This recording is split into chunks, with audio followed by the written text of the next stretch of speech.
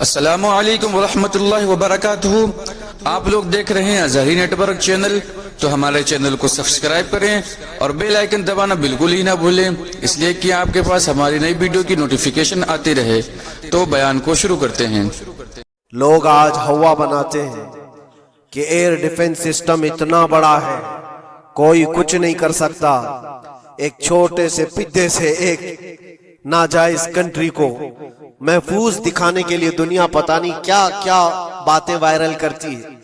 اسرائیل کے پاس Iron Dome ہے، air defence system اتنے بڑے ہیں کوئی نہیں آ سکتا۔ وہ خدا ہے؟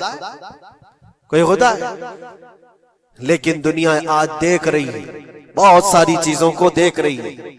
مجھے یہاں پر کسی کے سلسلے میں نہیں کہنا ہے، لیکن ایک بات کہنا ہے کہ نشہ میں چور، گھمنڈ میں چور جو بندہ ہوتا ہے، اللہ تعالیٰ کبھی اس کو مچھر سے بھی ہلاک کرتا ہے۔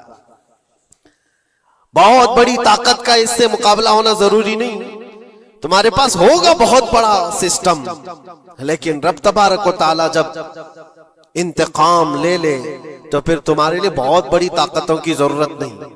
آپ کو میں تاریخ بتاؤں، عراق میں نمرود ایک زمانے میں اس طرح کی حرکت کیا تھا کہ اس نے بہت بڑی عمارت بنائی تھی، اور اس کے مطابق بات یہ تھی کہ وہ 1000 لوگوں سے تنہا لڑ سکتا تھا، اتنی اس کی طاقت تھی۔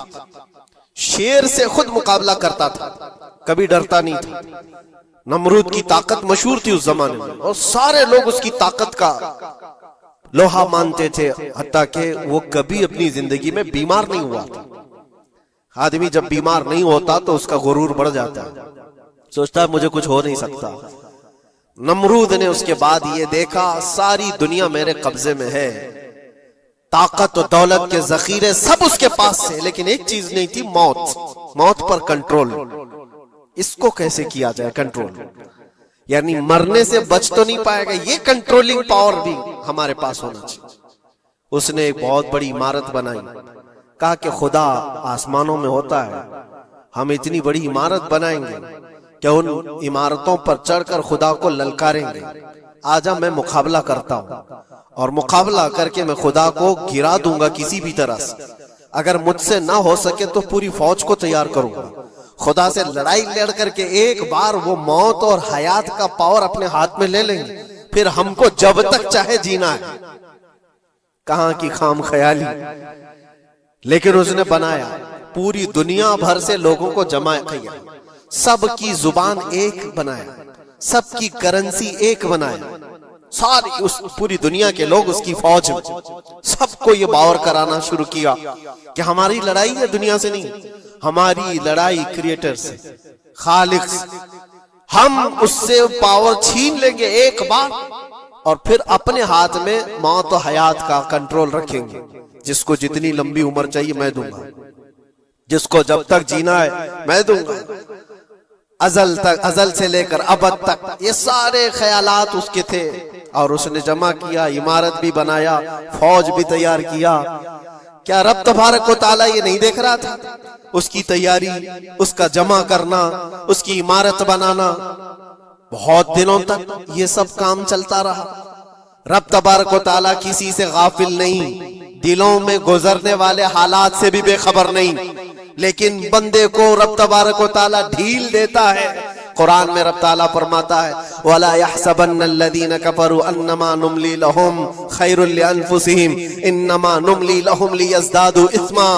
کافر جو ان کو ڈھیل ملی ہے یہ نہ سمجھیں کہ ہم نے جو ان کو چھوڑ رکھا ہے ان کے لیے بہتر ہے، بلکہ اس لیے ہم چھوڑ رکھیں کہ وہ اور زیادہ کریں، اور زیادہ کریں۔ لیزدادوا اثما ولہم عذاب مہین، پھر ہم ذلت والا عذاب انہیں دینے والے ہیں۔ یہ مت سمجھ لو کہ رب تبارک و تعالیٰ ان سب چیزوں سے بے خبر ہے۔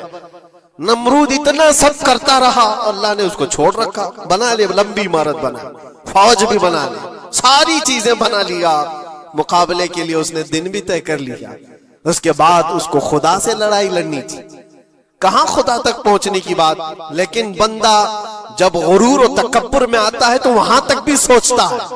اسے موت پر کنٹرول حاصل کرنا تھا، بس یہ ایک چیز تھی۔ پھر جب وہ دن آیا، کتابوں میں ملتا ہے اللہ تبارک و تعالیٰ نے فرشتے اس کی جو تعداد ہے اس کا کسی کو علم نہیں. بارش کے جتنے قطرات گرتے ہیں نا، ایک ایک فرشتہ بوند لا کر رکھتا ہے. اب آپ اندازہ کر سکتے ہیں فرشتوں کی تعداد کتنی ہو سکتی. اس میں جو بڑے فرشتے ہیں وہ جبرائیل، میکائیل، اسرافیل اور اسرائیل علیہم السلام، جو سردار ملائکہ ہیں، فرشتے ہیں. ان کے اپنے اپنے کام ہیں، بہت پاورفل فرشتے ہیں. ان کی بات نہیں کر رہا. کسی ایک عام فرشتے کو رب تبارک و تعالیٰ نے بلایا اور فرمایا جاؤ زمین پر ہمارے ایک بندے نے ہم سے لڑائی کا ارادہ کر لیا ہے.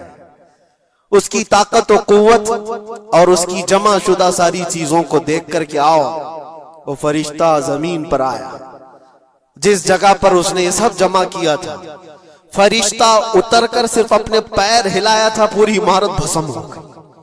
کچھ نہیں کیا تھا، اس کی بنائی ہوئی عمارت بھسم ہو گئی. جتنی فوج جمع کیا تھا سب کیڑے مکوڑوں کی طرح مر گئے، اور سب کی زبانیں مختلف ہو گئی، کوئی ایک دوسرے کو پہچان نہیں پا رہا.